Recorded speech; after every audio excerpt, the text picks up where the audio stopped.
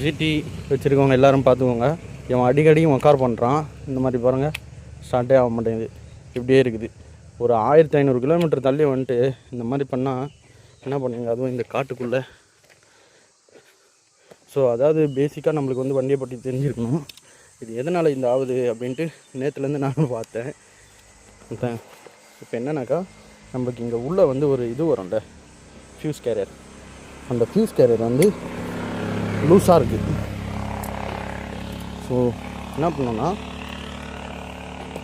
இதை எடுத்து இப்படி போட்டு சீட்டை ஓப்பன் பண்ணி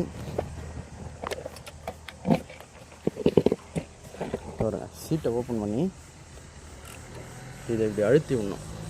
அப்படி அழுத்தி விட்டோன்னா இந்த கேப் இல்லாதனால வண்டி மேடு பள்ளம் போகும்போது இவன் லைட்டாக வெளில வரான். வண்டியை பற்றி எனக்கு ஒன்றுமே தெரியாது. சரி, சும்மா ஃபஸ்ட்டு பேசிக்காக வண்டி இந்த மாதிரி எலக்ட்ரிக்கல் ப்ராப்ளம் வந்துச்சுன்னா ஃபஸ்ட்டு இந்த ஃபியூஸை தான் பார்க்கணும் நம்ம. ஏன்னா இது எல்லாமே சென்சாருன்றதுனால ஒயர் ஏர் எதனா ஆச்சுன்னா ஃபஸ்ட்டு ஃபியூஸ் போயிடும். ஃபியூஸ் போயிடுச்சுன்னா நம்ம ஃபியூஸ் எடுத்து மாற்றிக்கலாம். அதே மாதிரி இவ்வளோ தூரம் வரும்போது ஃபியூஸ் வந்து நீங்கள் எக்ஸ்ட்ராவாக வாங்கி வச்சுக்கோங்க. தேவைப்படும் போது எடுத்து மாற்றிக்கலாம். நான் பாருங்கள், அந்த முடியவும் காணும், இந்த பக்கம் வந்து இதுவும் காணும், கார்டும் இல்லை, வண்டி இப்படியே தான் ஓடிட்டுருக்கு. இப்போ நான் வந்து அந்த சாவியை எடுத்து இதை லாக் பண்ணேன்னா திருப்பி ஆஃப் ஆகிடும். அதனால் அப்படியே நான் வந்து இந்த இதுவை போட்டு அப்படியே ஸ்டார்ட் பண்ணி